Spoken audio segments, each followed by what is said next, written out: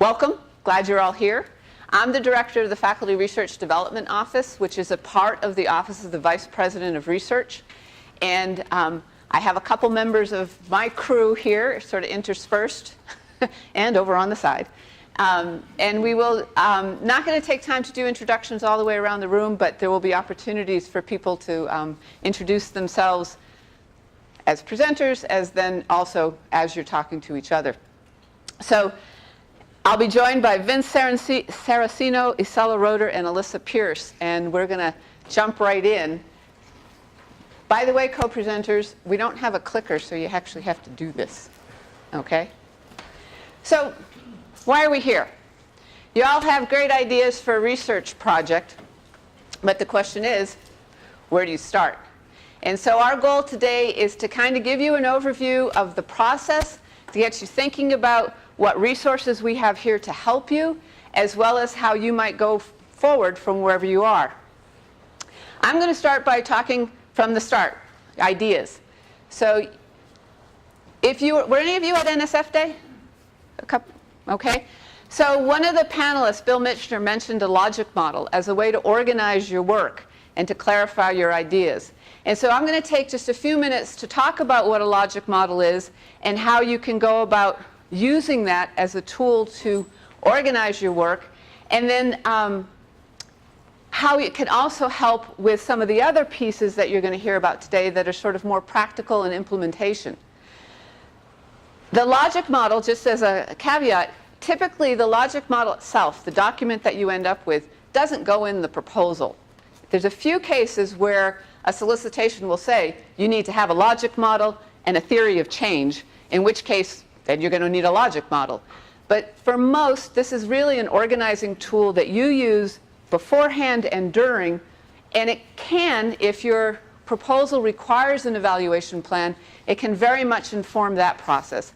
And most evaluators will develop with you or despite you a logic model. So it's helpful to think about it. And basically a logic model, they mostly seem to derive from a Kellogg logic model, but they use different colors and they use slightly different words to organize them. But the idea is you look at what resources you need and have, and what you want to do, what you're going to do with those resources. And then if you do those activities, what are you going to get? Are you going to get a bunch of data? Are you going to get a bunch of people who have been at workshops? What are the actual outputs that you're going to measure? That's where the evaluation tends to focus. And then you look at the outcomes. So we do these activities, we collect this data, have these workshops, whatever it is. What's the outcome of that? What new knowledge has been generated? What new understanding is coming from that? And that's where you're going to be looking at, how do I analyze all those data? What's the outcome? What have people learned? And those outcomes can be short-term or much longer term, but the idea is eventually you'll have some impact. And the impact is, you know, what are you changing about the world or about your discipline? The little arrows in between don't necessarily suggest that you start from the left and go to the right, but they suggest that there's a logic that moves you from left to right. So you use these resources in order to do these activities, in order to get these outcomes and this impact. And so we'll come back to those arrows in a little bit. You can start with a logic model basically anywhere. In my experience, most people kind of start with the activities. This is what I want to do. And then they think about, well, what resources do I need to do that? And if I do those things, what's going to happen? So you can start anywhere. But if you want to think about funding and good sources for funding, I suggest you need to look at the impact. So what's the long-term impact of your work? What are your priorities? How's it going to impact your discipline? How's it going to impact the world? Because what you want to do needs to align with your funding agency's priorities. This is particularly true with foundations because they have a very clear mission. This is what we want to change. This is what we want to do. And if your work, the impact of your work, doesn't line up with what their priorities are, you're going to waste a fair amount of time. So at some point, you need to think about, where do I want to go? Some organizations, like the National Science Foundation, they have programs across many, many different disciplines. So you need to look at what the program wants to impact. What's the program trying to change? And a lot of times, people tend to look at solicitations and they skip right to the project description or the budget or something, and they don't read all that upfront stuff about what the big idea is behind that program. And that front stuff is important. It's important so that you're not wasting your time. So you figure out your impact. Now, where are you going to find the funding agencies? So we have, UNM has a subscription to Pivot, which is a huge database of funding opportunities. Have any of you used Pivot? All right, a few people. Most of you are people who work with me, but that's okay. If you have a unm.edu address, you can access Pivot. And I don't think we're connected to the internet right now. Forgot to do that part. But it's a database that you can use keywords to search for funding. And again, if you've done that logic model, you've thought about a lot of keywords. You've thought about what are sort of the big ideas that are in here. And you may have even written like a one-page abstract to kind of clarify your ideas. If you like playing around with databases, it's pretty straightforward. You can end up with a whole lot of results, which you can narrow down in a bunch of ways. This is just a screenshot. It shows the kinds of things you can put in there in terms of keywords. If you're not a big fan, or you don't have a lot of experience using databases and setting up searches, there are people who can help you. And this is one of the things that the Faculty Research Development Office has a network of faculty research support officers, which you'll hear us called FRSOs, and we have a few in the room. They can all help you develop a search for you that follows your criteria, what you want to prioritize. And so this includes Vince and Jennifer. They are both in arts and sciences. And Isela, she's in engineering. And Elizabeth is in fine arts. We have another person, Christine, who's not here. She's in the College of Education. And we have another person, Mary Woodruff, who's in the School of Architecture and Planning. And if you're not in any of those colleges, we have Carmen. And we have Stephanie in the back. And we have Monica, who's not here today. So there's a whole network of people who can help you with many of the kinds of resources and activities we're talking about today. The Pivot database will generate a lot of funding opportunities. And we also have a weekly search we do for new opportunities that are based on broad categories. And those weekly searches go out to the college folks who either send them out through their own listservs to faculty or post them on their website or do both. And so it's worth getting to know the FRSOs in your college, because if they know what you care about, they can target opportunities to you as well. So you've got this funding database. You have this whole logic model. We're going to take just a minute to talk about this logic model.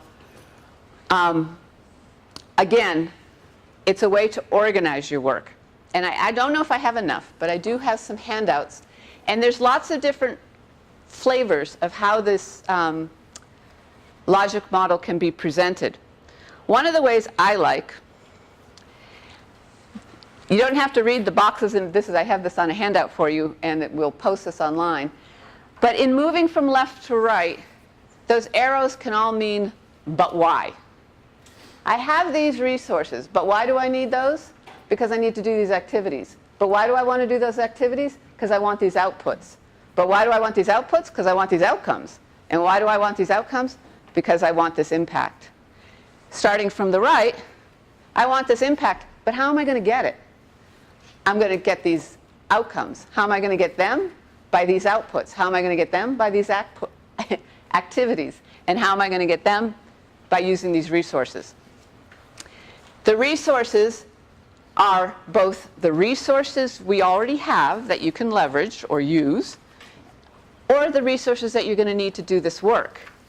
And that's where you have to start thinking about budgets, which we'll be hearing about later. So what do I actually need in order to be able to do this? Thank you for handing those around. Okay? I'm going to pause there for a second. By the way, you're going to get like a fire hose of information today.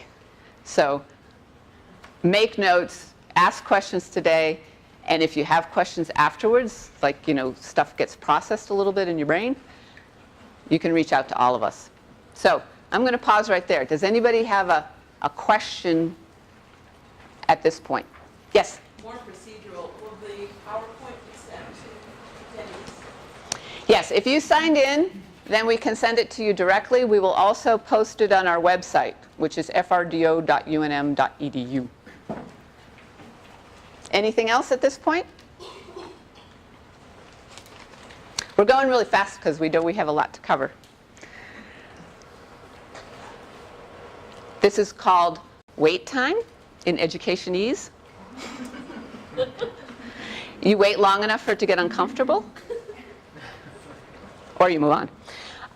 Once you've clarified your ideas and you've found a funding announcement of some sort, the question is what's next? In some cases, you know, you've read the solicitation, you have some questions, you're not sure if your project fits exactly, you may want to talk to a program officer. If that's the case, you should come to our next workshop. In October, Advance and FRDO will be doing a workshop on how to talk to program officers. And we're going to have a panel of faculty who either have been program officers or who have talked to a lot of program officers. And then we'll have an opportunity for you to follow up by practicing a little bit.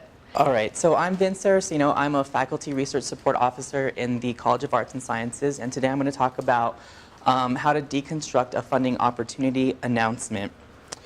So I know there's a ton of funding agencies out there. Today I'm going to really focus on the two major federal funding agencies, NSF and NIH. These are the two agencies that have general guidelines that they use for almost all of their funding opportunities. Sometimes they release specific RFAs, like requests for applications or requests for proposals, that have specific instructions in those solicitations that sometimes supersede the instructions in the general guidelines. So however, I would say that you should read the solicitations first and review what those instructions are, and then refer back to the general guidelines. So these are some of the initial questions that you should be asking yourself when you're reviewing a solicitation. First one, when is the submission deadline? So you really want to make sure that you have enough time to develop your proposal. Also, you want to make sure what the internal deadlines are. Here at UNM, we have a 5-day, 2-day kind of general rule. 5 days to submit your application to the OSP, and then 2 days for the final science. Also, you want to look to see if there's a letter of intent that's required. Sometimes agencies will require you to submit a letter of intent basically saying that you intend to submit this proposal, and that's usually due 30 days before the actual application is due. Sometimes they'll ask you to submit a pre-proposal, and then based on that pre-proposal, they will ask you to submit an entire proposal. Also, you want to look at eligibility criteria.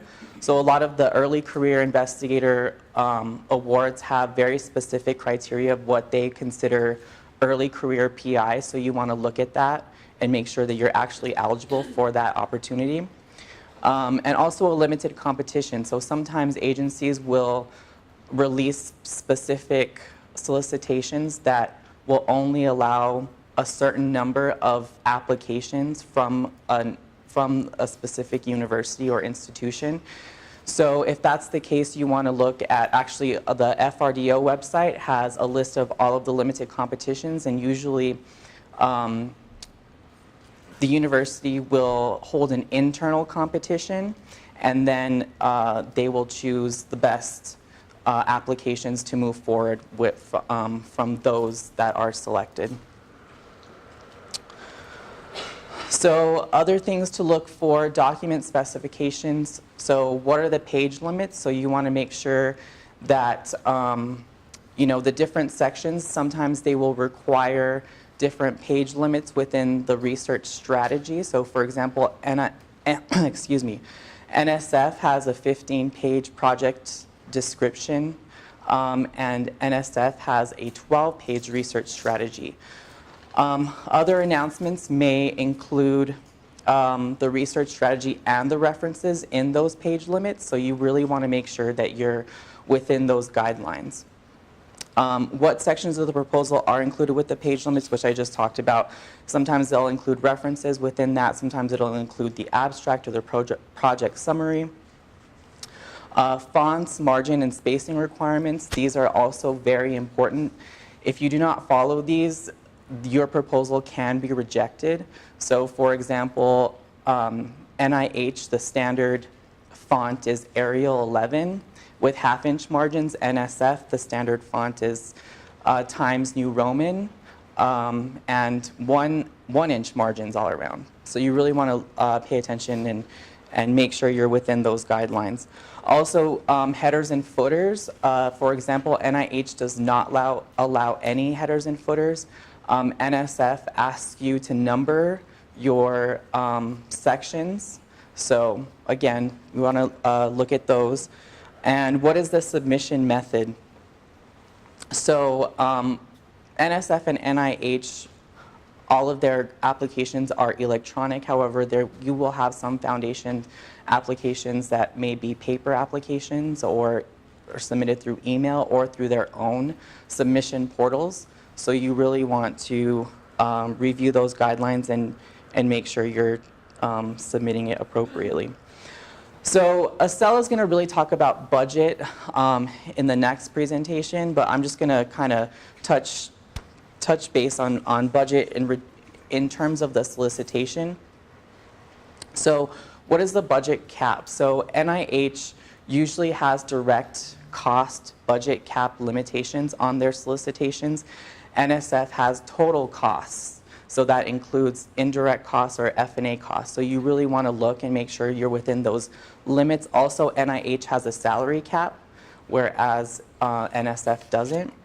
PI, effort, and time commitment. So the university actually has a policy that the PI on any grant should have some measurable effort on that grant or proposal.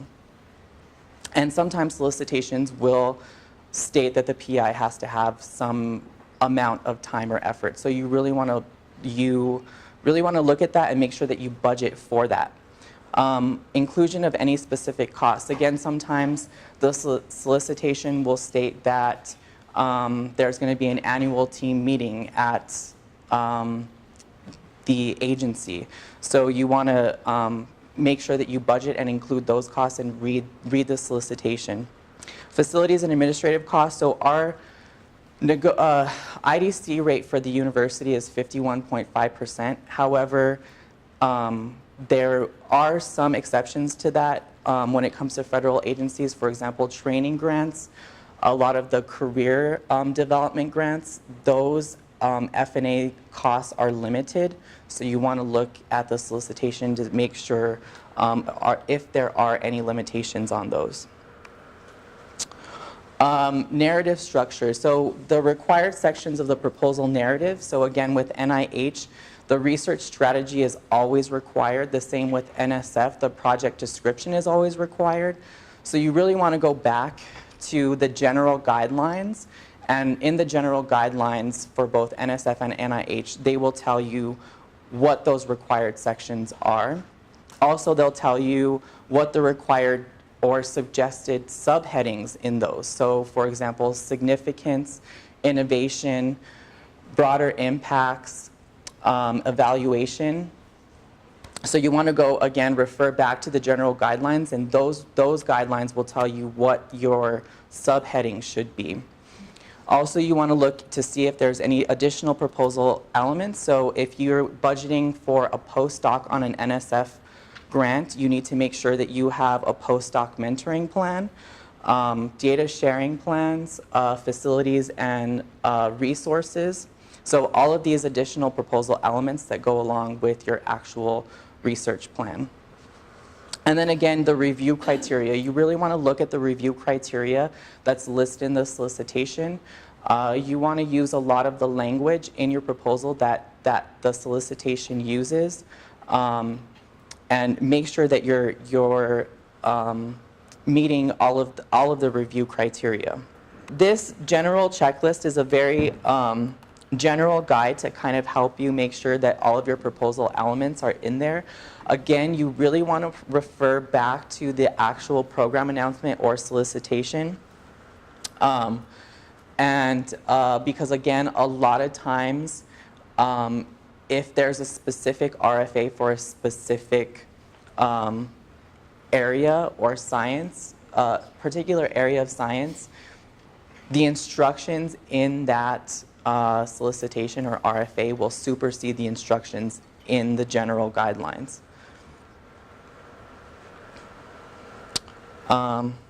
Okay, well. Show it if you wanted to see the whole thing. It's, Yeah. do you want to close it back down? Yeah, I'll just, I'm going to go back to the, yeah. How do I close it? There you go. Okay. Let me go back to this. So yeah, so you want to use these really as a guide.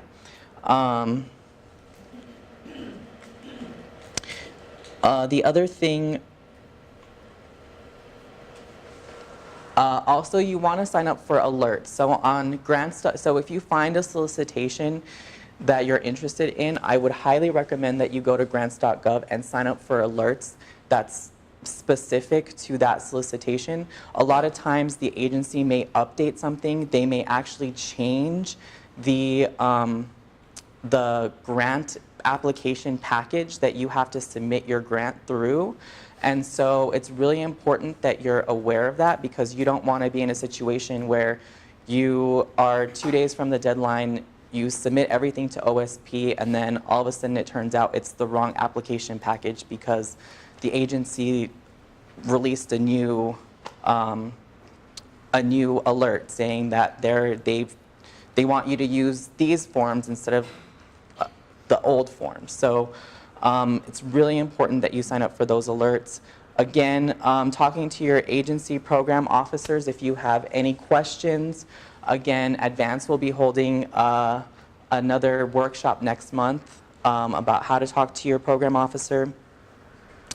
Again, if you ever have any questions about interpreting a solicitation, you can always ask anyone in the Faculty Research Development Office, and also the Office of Sponsored Projects is also a very good resource.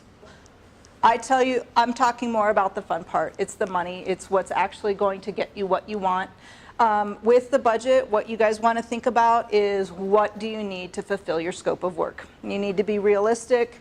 You have to think about what's going to be reasonable, what's going to be allocable, and what's going to be allowable. So I have the fun job of telling you guys you can have whatever you want. You just have to tell a really good story, right? The accountants have a harder job once it gets awarded, because they have to keep you in the finite amount of money in which you've received. We have templates for you. Like Vince was saying, you have support. We have multiple templates that are available to you. The School of Engineering and the Office of Sponsored Projects has various templates available to you. On that link is the OSP forms link. It has not only the budgets for this fiscal year in a single PI template, it has a multi-PI template. That single PI template it goes out 5 years, and the multi-PI template also goes out 5 years. The School of Engineering is a little bit different. We go out 6 years for the single PI, about 7 for the multi-PI. The thing that's different with the School of Engineering's template is that we have tuition differential, we have course fees in there, and we usually pay our GPSA fees. So we have that built right into our template. So that's why ours is a little bit different. You're not here to do your budgets alone. That's my job security and the other departmental folks, right? And the reason we use it as a template is because we all can read the same proposals and the same templates. OSP is used to using these, we're used to using these. I will show you what they look like. If you are so desire to play with these, have at it. We would like you to play with the yellow highlighted sections only, please.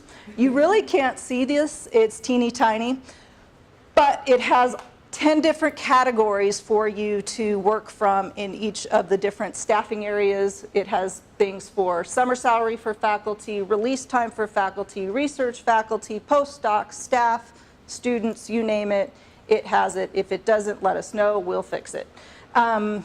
The other thing that the MultiPI has is it has 10 different options for different faculty to be involved. The reason you may want to do a MultiPI, even if you're going with you and another collaborator in the same department, is that when you're playing with the budget at the beginning, it's like playing with Monopoly money. Once it actually gets to award stage, then you're like, are you going to spend my money? Or am I going to spend my, who gets that $10,000 in supply money? So it's usually easier at pre-proposal stage, when you're at the proposal stage, to decide how would we divide this up. Divide it up by task, divide it up by unit, and then that way when it gets award stage, everybody gets their credit for that proposal. You get your each individual index. That's easy for us to set up. That's easy for the Office of Sponsored Projects to read, because that MultiPI template goes into a summary page. And that summary page, we do everything we need to do, and then we can allocate these into the different agency budget forms, which are different, fun, and exciting as well. But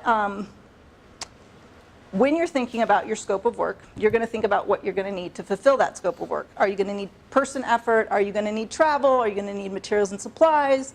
Do you have to pay to use somebody else's equipment? Are you going to have to pay for usage fees? Are you going to have to pay rent? Are you going to have to pay for travel, publication costs? All those things are the things you guys are going to think about when you're preparing your budget. So you really need to have a plan in mind, maybe have that logic model in front of you, and kind of go back to what is it that I truly need to do this work. Because once it gets to be on paper, it looks very different than what it is that you thought in your mind. And like Vince said, we have an F&A rate that's built in. We have all these other things that go in. So once that gets built into your budget, it looks very different than it did to you just 5 minutes ago. So we're going to play a little game. We're going to have a slight budget example, and you guys can guess how much you think this is going to equate to. So if you're thinking you're going to have a 3-year project, and you're looking to have a PI summer salary, let's say you make $85,000. I'm just throwing that out there. You have 6 months of a postdoc that's making $50,000. You want a graduate student that's going to be making $2,000 a month plus their tuition and their health insurance. You want a $50,000 piece of equipment in year 1, and then you're going to want $10,000 worth of supplies annually and travel. You want to go to conferences each and every year. What do you guys think you're going to spend? $300K. Oh, sorry. So I have one guess for $300K. Any other guesses? I'm including indirect costs, and you can't play. FRD, I was good. Cookie. Cookies are in the back. You can have 2. Any other guesses? $450. Close. Okay, you can't see this, right? So it breaks everything down, but it goes to $476,525. So once you start thinking about all these kinds of things, you really have to narrow it down. We can play with these budgets. You guys don't have to. You don't need to be afraid of these templates. They're not scary. Your departmental person can help you, or your FRDO can help you. I don't care if I have to change a budget 20 different times. It does not hurt my feelings. This is not real money. It's all pretend. And it has to fulfill your scope of work. So all I'm trying to do is help you grow your research enterprise. So if you decide the first time that you want 2 graduate students, or you want that postdoc, and then you said, no, no, no, the postdoc's fringe is too expensive, give me a graduate student instead, you're not going to hurt our feelings. We're here to help you guys get what you need done in the work, okay? So don't feel bad. You have a question? Yeah, I have a question. So if we're thinking about knowing, so for example, what the budget limit is from a, by a funder, and so say it's $500,000, does that mean that, can we do a quick rule of thumb on how much we can budget for our costs with knowing F&A is 50% of that? You can play with stuff any different way you want, and sometimes we'll work backwards once we know what the amount is. So you just have to work with your person. So, and I kind of get into that just a little bit because we want you to think about what it is. What do you have to think about? You have to think about the solicitation. You have to think if there's a budget cap. You have to think if there's F&A restrictions. You have to think about, is that cap, like Vince said, on direct costs or does it include indirect costs? There are some agencies that won't allow us any indirect costs at all. There are some grants that will give you the 51.5, but contracts, depending on the agency, will be 54%. And if you work with industry, it's 54%. So it really is a different option. We know those rules. Y'all don't necessarily know those rules, nor do you want to. The OSP resources page also has places of exceptions that if this proposal had cost share or indirect costs or those kinds of things, you'd have to work with that, kind of learn those kinds of things.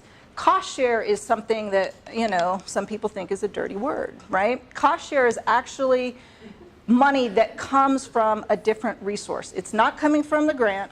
It's got to be real money, but it has to be auditable. You have to be able to find it. It gets its own index. So you can't say to somebody, oh, sure, I've got this piece of equipment that I bought from another federal entity that I think we're going to be using on this proposal anyway, so I'm going to put that in as cost share. That's not cost share. That is a facility and a resource that you already have access to. So that goes in your facilities and resources page. Cost share is where you would be using your release time. You would be being able to use your teaching responsibility to then get cost share. Doesn't happen all the time. Cost share is only allowed when it's specified in the solicitation.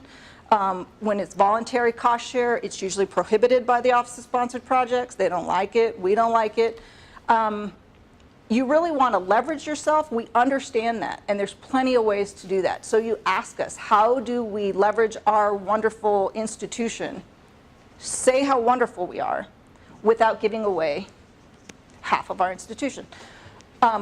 Because we do have valuable resources here. We have great people here.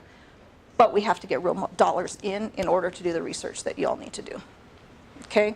So cost share, just don't do it, was what I was always told. And I still have that. It's like I have PTSD from those presentations from long, long ago. But it is doable. There's ways to get it done. We will help you navigate those. There are pots of fun that we can try and help you out with. So your next step, you have a budget, you've got it figured out, then you go through the budget justification process. We have templates, the FRDO has templates. Vince just showed you that website. There was an actual link right around those same forms that are budget templates. We have a whole variety of templates that can help you guys out. Then it goes with your Cayuse record. If you haven't already requested your Cayuse account, you can do that at osp.unm.edu. Cayuse is our electronic submission portal, and that's where we'll put in all of your proposals, whether it's a grants.gov proposal, a FastLane proposal, any kind of proposal at all. You go to a foundation or any other agency.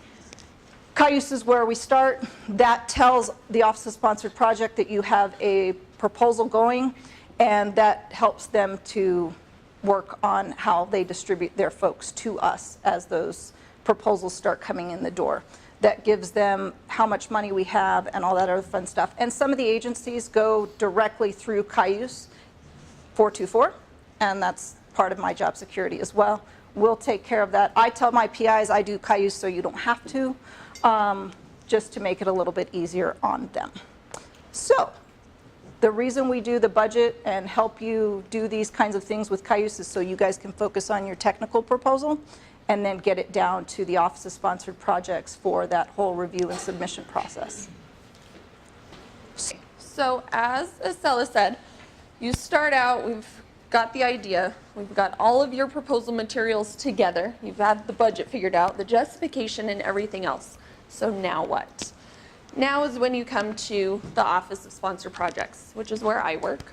Our building here, you may be able to see, it's on the southeast corner of University and Lomas, and we are on the 2nd floor. We have quite a large staff here to help you, from proposal team to awards, contracts, and then contract and grant accounting as well. So this whole concept is based on time. Time is indeed your friend. Plan ahead as much as possible. As Estella had mentioned, Cayuse SP is where your record will be started. This will hold all of your proposal documents. Once Cayuse is created, it is what prompts my office to know that you have a proposal that needs review and to prep for submission as well. We have recently started a kind of newer process in our office that is going over really well, in which we schedule review appointments with you as a PI, an FRDO or a department admin, to go over your proposal from start to finish and submit, all in one chunk of time that is most convenient for you as the PI. So currently, after you have your Cayuse record started, we ask that you request an appointment via our website, which I'll show you here in just a moment, which is at osp.unm.edu. You can log in there, you put your name, Cayuse number after you have your record created, and you literally pick the 3 best dates and times that work best for you when you would be available by email or phone to go over your proposal and be ready to submit.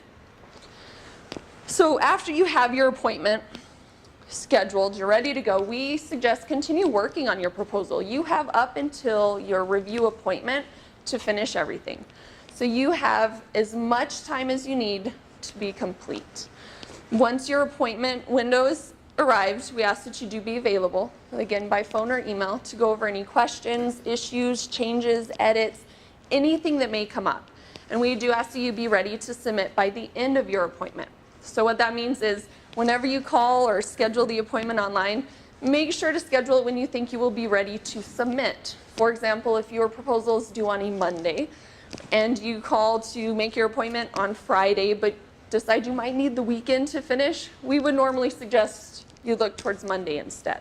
We want to be sure you have ample time to develop your proposal, make sure it's in the best submittable condition as possible.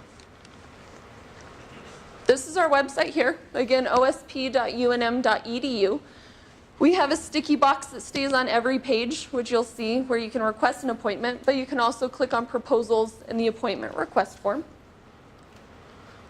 It's kind of hard to see up here, but again, you put in your name, contact number, email address, and you can pick exactly when you want your appointment to take place.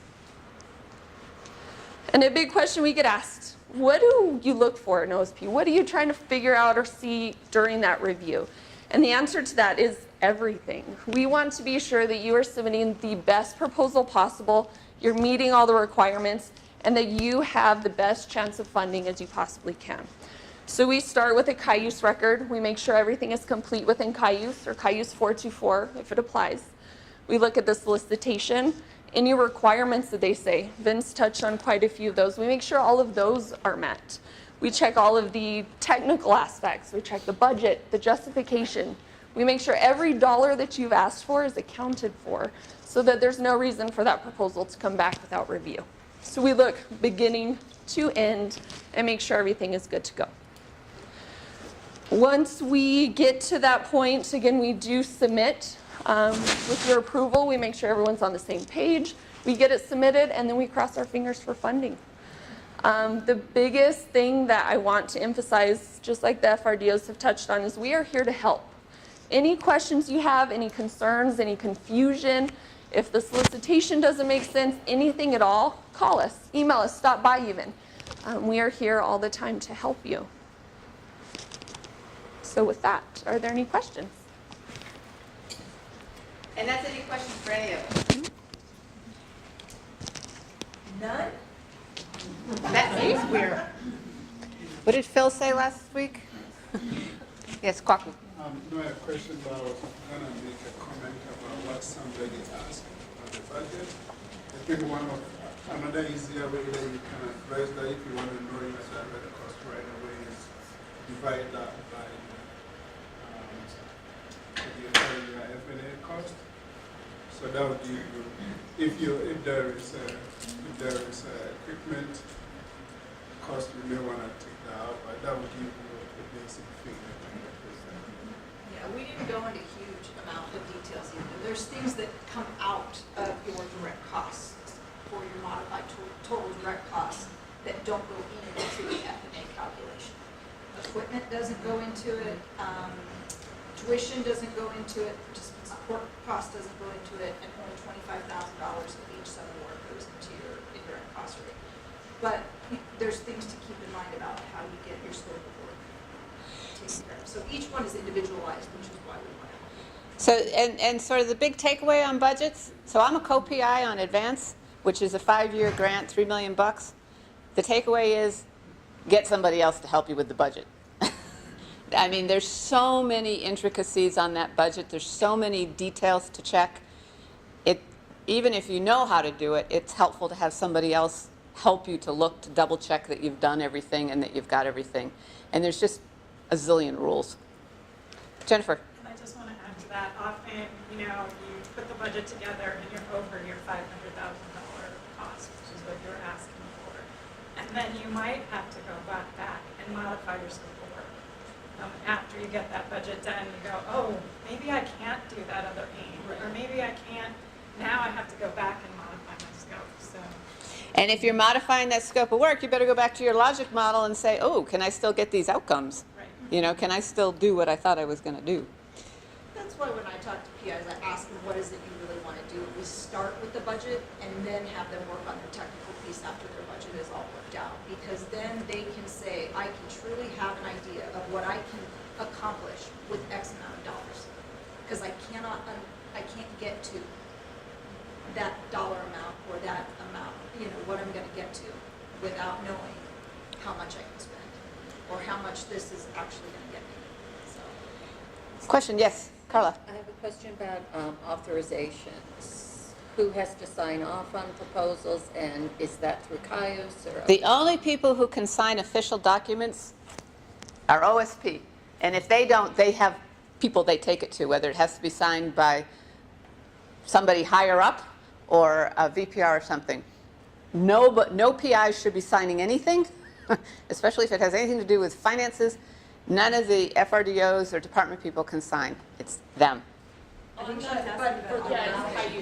Oh, sorry, I answered the wrong question. Well, I'm brand new here, so I'm asking all questions. So on Cayuse, when you're filling out, again, first time with Cayuse, I strongly recommend you work with somebody who's familiar with Cayuse. There is a whole bunch of people that have to authorize depending on who you are. So you go in as a PI, your department chair or dean, depending on where you are. And then if it's a limited comp, it goes to us. If there's multiple PIs across departments, it's going to have to go to each of those departments. And that's why when you do your first Cayuse record, do work with somebody, because all of that stuff is automated. You put the people in, and the right person to approve automatically is in there. And you don't want to put in more people than you need, and you don't want to leave out somebody that you need. And that happens before your appointment, all those signatures have been acquired? Yeah, it's all electronic, and basically you get everything into Cayuse and you route it, which means get all those approvals. That has to be routed and done before your appointment with OSP. They need that whole thing approved because that gets it to them.